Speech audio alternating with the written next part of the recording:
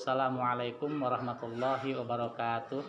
Waalaikumsalam warahmatullahi wabarakatuh. Apa kabar semuanya? Sehat, semangat, berprestasi. Alhamdulillah.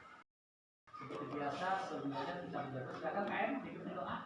Siap, berdoa dimulai.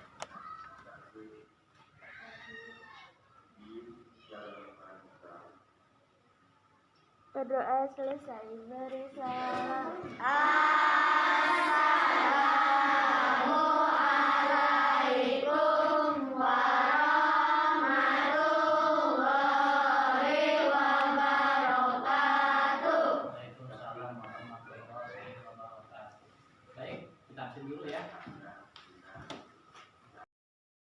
Kita tinggali.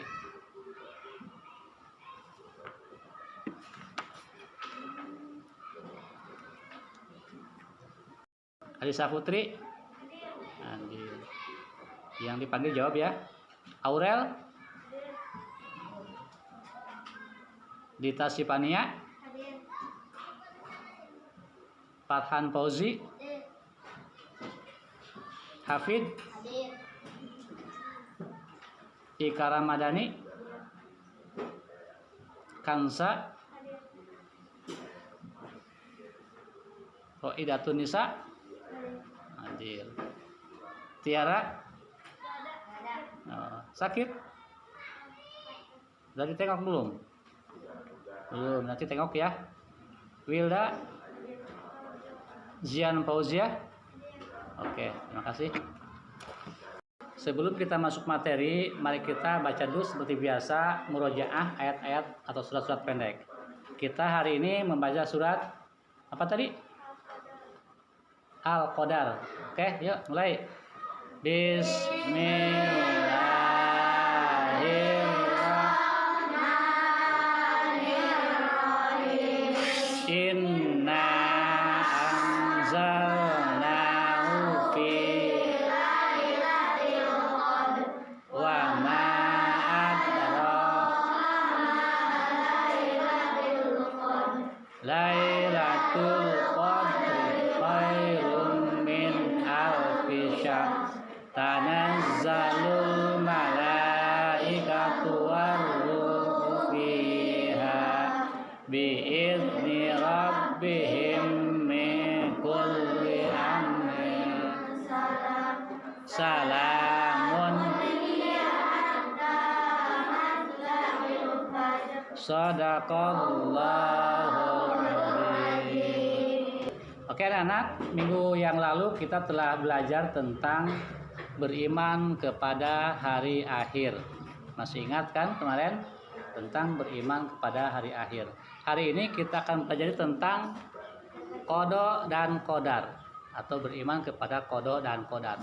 Ada beberapa hal yang akan kita bahas hari ini. Yang pertama, setelah kita mempelajari ini, kalian dapat memahami apa itu makna qada dan qadar. Yang kedua, setelah kita belajar, kita dapat menyebutkan contoh-contoh qada dan qadar. Apa aja yang disebut dengan qada, apa aja yang disebut dengan qadar. Yang ketiga, kalian dapat menyebutkan hikmah beriman kepada qada dan qadar. Oke, kita masuki ke materi utama yaitu tentang qada dan qadar. Oke. Qada artinya adalah keputusan atau ketetapan Allah terhadap semua makhluknya sejak zaman azali. Jadi keputusan Allah yang dulu sejak di zaman azali itu namanya qada. Ini ada beberapa contoh atau gambaran tentang qada, misalkan tentang kematian manusia. Atau pagi ada yang tahu contoh qada? Ya, matahari terbit di sebelah timur dan terbenam di sebelah barat. Apalagi ada yang tahu? Kematian manusia. Manusia mati sudah tentukan sejak zaman azali dasarnya. Kalau kita sudah tentukan kapan, nggak ada yang bisa mendahulukan atau membelakangkannya. Kalau hari harus mati, ya mati. Apapun kejadiannya gitu. Apalagi? Contohnya? Ya, bumi atau planet-planet berputar dan berjalan pada tempatnya, pada porosnya. Itu adalah contoh-contoh qada. Berikutnya adalah tentang hikmah beriman kepada qada. Apa itu hikmahnya? Kita kan harus beriman kepada qada, termasuk rukun iman yang ke-6 ya. Apa hikmahnya kita iman kepada qada? Yang pertama adalah kalau kita beriman kepada qada Allah, kita selalu datang ke sekolah tepat waktu. Hikmahnya.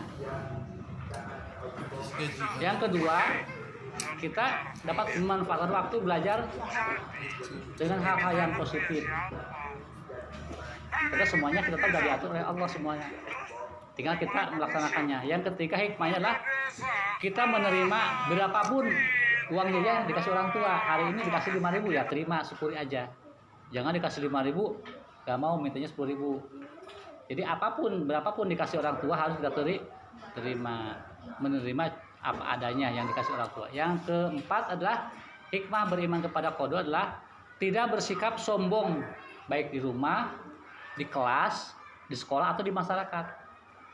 Kita senantiasa bersikap ramah, sopan, dan santun kepada siapapun, dimanapun kita berada. Yang kelima, hikmah beriman kepada qada adalah berhati-hati jika kita berada di tempat keramaian atau jalan raya. Di pinggir jalan nggak sembarangan. Kalau kita punya jalan, lihat kanan kiri, depan belakang. Hati-hati ada kendaraan yang lewat. Kemudian yang keenam adalah kita bertanggung jawab atas tugas yang diberikan kepada kita. Kalau dikasih tugas PR, kerjakan dengan baik. Berikutnya adalah selalu santun dan rendah hati dalam bersikap dimanapun kita berada. Nah, itu diantara hikmah-hikmah beriman kepada qada dan qadar. Yang kedua, ini tentang qadar. Apa itu qadar? Qadar adalah ketentuan Allah yang telah berlaku terhadap semua makhluknya.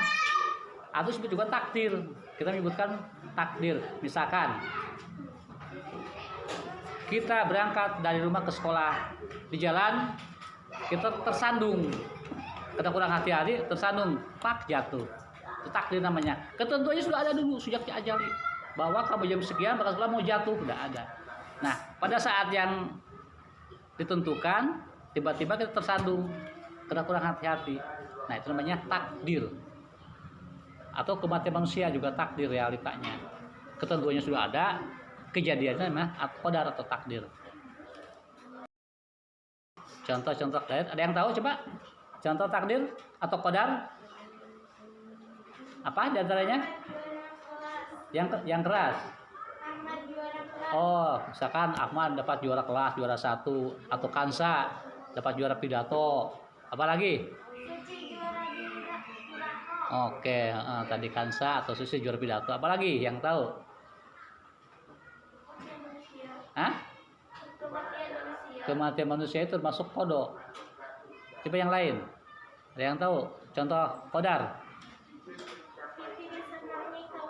Oh ya, Farhan Fauzi katanya disenangi kawan-kawannya karena dia selalu sopan. Orang sopan pasti disenangi kawan-kawan. Itu adalah contoh-contoh daripada qadar. Oke, anak-anak, supaya lebih memahami tentang mana qadar ini, kita diskusikan ya nanti ya. Kita buat kelompok 1, kelompok 2, 3, dan 4. Masing-masing kelompok ada ketuanya. Ya kelompok 1 ketua siapa nih yang depan? Ini saya.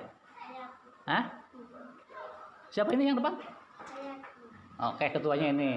Kelompok 2 ketuanya Wilda. Kelompok 3 ketuanya Kansa. Kelompok 4 ketuanya siapa?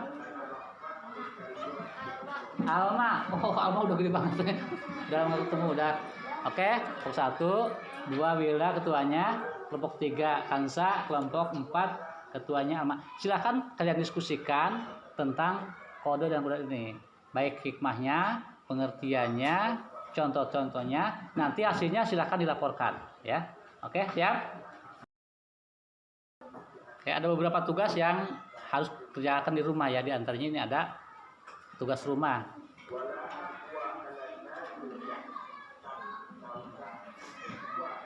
Ini ada 10 soal yang harus kalian kerjakan di rumah. Yang pertama ini tentang